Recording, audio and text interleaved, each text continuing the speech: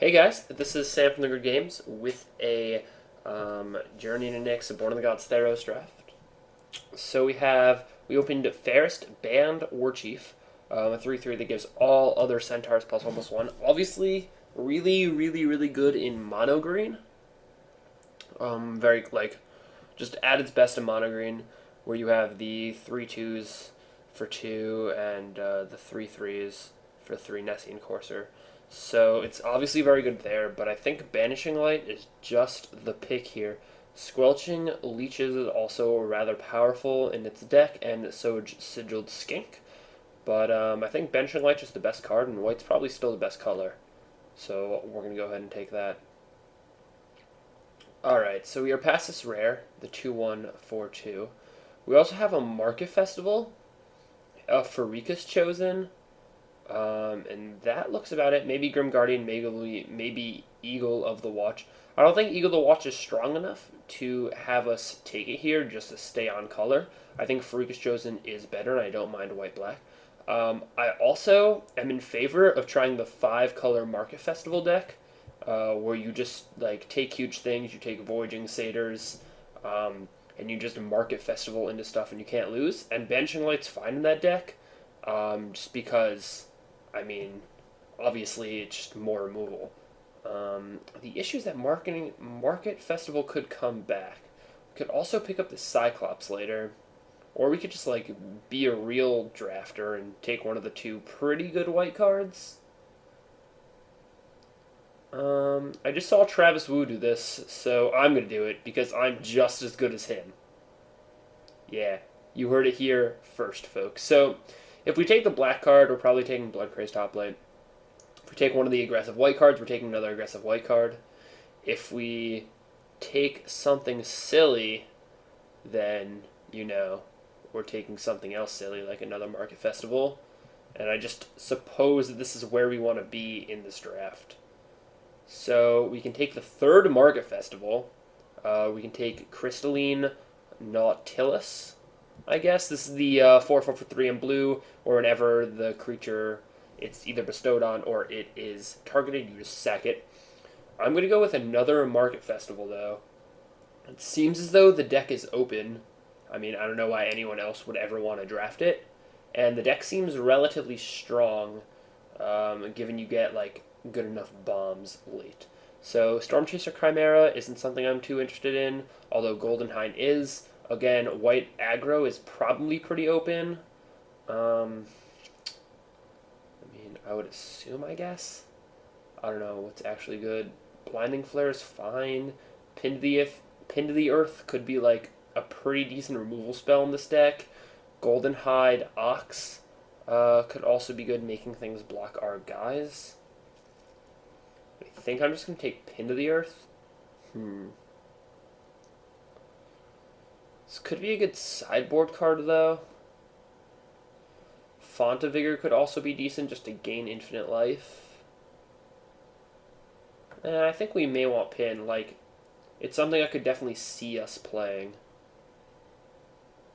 Alright, so we have two huge things here that we're definitely thinking about. We can also Kruf's Insight for all the Market Festivals, but I think just playing enormous things is much more fun.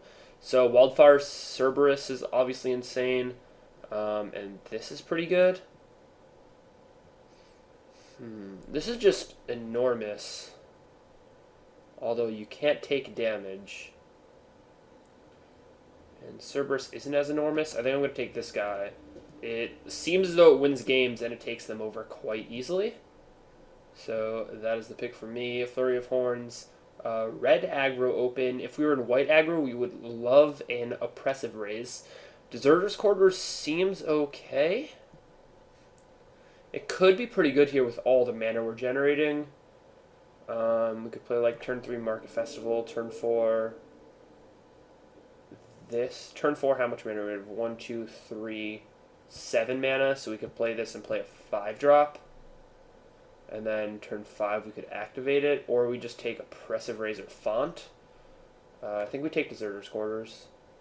Not sure it's super good, but it's possibly decent. Artifacts or enchantments. That could be pretty good. The Octopus isn't fantastic.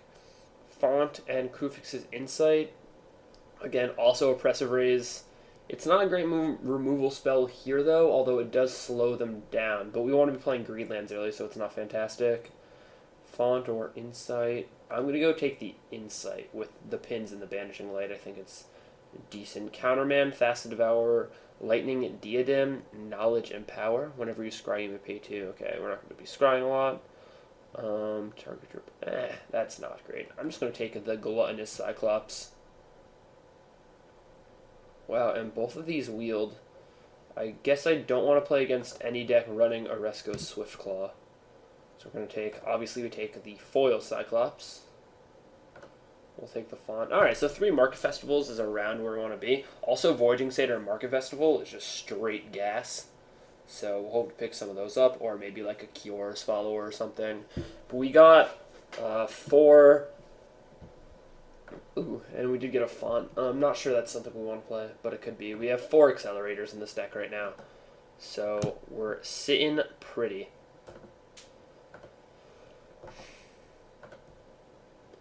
Alright, so there is a Satyr Fire Dancer. This is the red and white pack for sure. There's also an Afar's Enlightenment, Archetype of Aggression, obviously, Asphyxiate, Wade the Underworld, Mordor's Resolve. I don't really know what we want here. Afar's Enlightenment is obviously insane and combos with Krufix's Insight, but we're pretty much just into playing huge things faster than we should be able to play them. And if we're playing smaller things, we want them to be green. So I'm not sure what we're taking. The meta we would take, it's probably a blank. Asphyxiate is the best card I could see us playing because we're more control-ish. So I could see us wanting to cast this card. Although Wade of the Underworld and Mordor's Resolve could also be good. I think I'm just going to take Asphyxiate, though. Whatever red drafter is at this table is going to be very happy, as he's probably going to wheel something from that pack as well. So here we have Sunbond, which is good with Font of Vigor, I guess. And by I guess I mean it's insane with Font of Vigor. Loyal Pegasus, Gorgon's Head, Archetype, and another Asphyxiate. I think we're just taking the second Asphyxiate, and we may settle into like a green-black shell for this deck. Mono green is probably the best, but green-black seems acceptable as well. Stormcaller, not great. Not great in this type of deck, I mean. Bolt is fine, but it's hard to cast. A Crone Skyguard is obviously insane, but not in this deck. Nessian Demolock is fine. Citizen Oathsworn, Snake of the Golden Grove. I actually think Demolock's pretty good in a deck that can accelerate into it on like turn 4. Yeah. Deck that can accelerate into it on turn 4, it's probably pretty good. You just like blow up a land or something. Yeah, it has to be at least decent. Wow. So Wayfinder, Servant, Ferris Band Tromper, and Bile-Blight. We're just taking Bile-Blight here. We're just on the black removal green big things plan. And it seems to be working out. So Fade Infatuation is obviously okay. Chorus, Kragan Butcher, Necrobite, Mordor's Resolve, Aspect of Hydra, Marshmist Titan. I think we're just taking Mordor's Resolve. We just want to like protect our big things once they come into play, and Marshmist Titan isn't really something we need to be casting. So I think we're okay with that pick. Alright, so here we have a Nyxborn Triton, an Ashiok's Adept, a Marshmist Titan, and a Ferris Band Tromper. I mentioned the Nyxborn Triton just because it's probably the best of the Nyxborn cycle, except maybe the Wolf. The green one is pretty decent. But we're just going to take the Tromper, and we're probably playing it just because we need more creatures at this point. So, Citizen Starbreaker, Fated Retribution would be insane. Can we play that, or do we just play Excoriate? Excoriate also seems really good. Yeah. Excoriate definitely seems good in this deck, but Fated Retribution just seems, like, sweet. We just, like, kill all their things and drop 8/8s and 6/6s and huge Cyclopses. And oh, I want to play Fated Retribution so badly, though. I just don't know how we're going to get there. Just don't know if we can get there just taking Excoriate. Sad old Excoriate. So, Pinnacle of Rage is actually decent in this deck. Hold Up is bad, Eye Gouge is bad, Marshmallow Titan is again bad. So I'm going to take Pinnacle, and we're probably not playing it, but that's not a definite. So I think we're taking Starbreaker here just because we can play it turn 3, even though I want to hate this archetype. Yep, Loyal Pegasus and Archetype still in that pack. So another Loyal Pegasus, a Sunbond, and a Way to the Underworld, and a Starbreaker. We already have one Starbreaker. We'll take one Way to the Underworld. And now we will take that Stormcaller of Keranos. It is not a bad card in the splash, as it just fuels our late game. So I definitely don't mind taking it there. Alright, so this is, I guess Impetuous Sunchaser is an aggro card that could beat us at some point. Mortal's Ardor is the same thing, I guess, and Epiphany Storm. Yay, Swamp. Yeah, so this deck is definitely, we don't have the bombs that you usually see, but a lot of the multicolored bombs are in the next pack, so that should mean something. Wow, Mistcutter Hydra is the nuts in this deck. So is Karametra's Acolyte, Phalanx Leader, Coordinated Assault, Hopeful Eidolon, Nimbus Naiad, Skull Cleaver, and Observant Alseid, and Annihilia's Presence. I really want to wheel that. But Mistcutter Hydra is just we can very easily just make a 7/7 uncounterable haste creature that they can't beat. So I think we have to take it. That pack was the nuts, though. Another Phalanx Leader. Train Fortune Hunter, Observant Alseid. We would have such a good white deck. We'd have double Phalanx Leader, a Crow and Skyguard, some other crazy things. So Staunch-Hearted Warrior is good, but not great. Destructive Revelry is actually really good. We may just take... No, we can definitely wheel the Revelry. Sorry for losing my ability to speak there for a second. Mnemonic Wall gets back Bioblight, Double Asphyxiate, Excoriate. What else does it get back? We can probably wheel it, though. Staunch-Hearted Warrior isn't great in a deck like this. Vain to Antiquity is fine, but Destructive... I guess we just have to take the Revelry. It's not where we want to be, but it's fine. So Courser, Disciple, Savage Surge, Unicorn.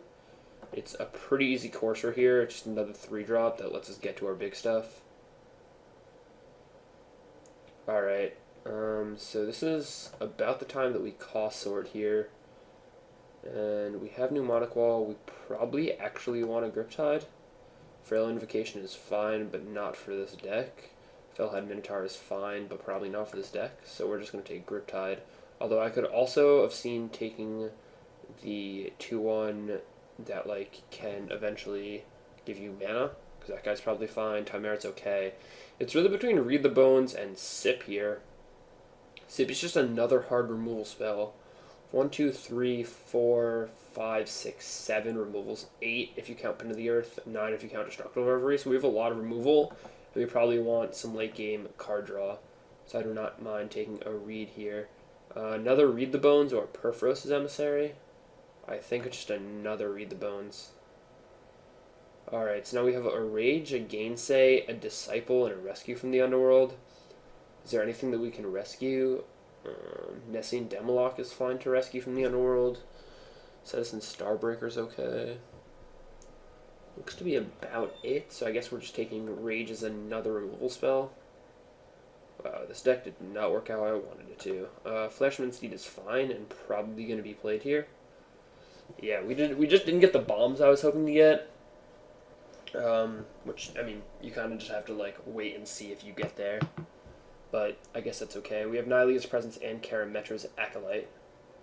We also have 3 Market Festival, so I think I'm okay just taking Nylea's Presence here to make all the splashes just that much easier. And how much does Mnemonic Wall help? A lot. Alright. Mnemonic Wall it is. This deck is definitely a little out there. But, hey, we tried something new. So, we're going to take this in null for the sideboard.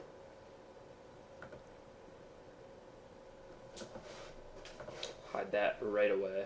So I don't actually know if we're playing this Deserter's Quarters or not. Obviously it seems sweet, and there's not a lot of artifact removal main deck, but it's also best when they're going all in on something. If we play against a weenie deck, it's not going to be great. Ooh, Satyr Hedonist. So what shenanigans does that let us do? That lets us play turn 3 Nessian Demolock. Because turn 3 we can now have 5 mana. Alright, that also lets us play turn 3 Market Festival more often, so we're probably going to have to play it. Yeah, this deck obviously isn't sweet as Travis Ruse, which I will show you in a second, as that's what it was inspired by. But I think he'll get the job done, so I guess we'll just have to wait and see. Alright, so we are back here for some deck building. We're obviously playing the Tromper and the 3 Market Festivals, the Courser, the Golden Hind, the Presence, Hydra, Demolock, and Giant. We are also playing Banishing Light, Excoriate, 2 Asphyxiates, 2 Read the Bones, a Bioblight, and on the red side, what do we want to play here?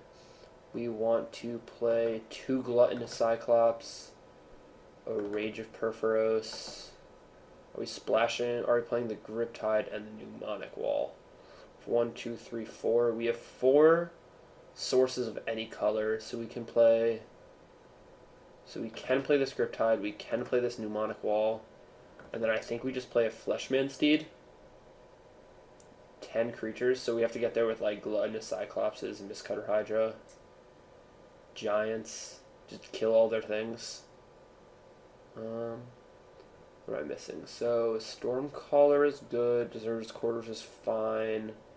I'm looking at Destructive Reverie. I guess Satyr Hedonist kind of. Pinnacle Rage is something I'm interested in. Satyr Hedonist may just be good because it's like a bear. Theros Band Trompers can get insane later in the game, which is something that, I mean, we can count on. We can count on getting to the late game. So Satyr Hedonist is probably better than Fleshman Steed just because it doesn't tap and it has, like, it serves an actual purpose in the deck.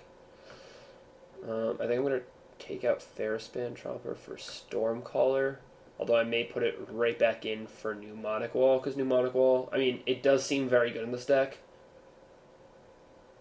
but at that point in the game, I think we want to be playing big things, so yeah, I'm going to put it right back in. Alright, how good is Excoriate here? It doesn't seem fantastic.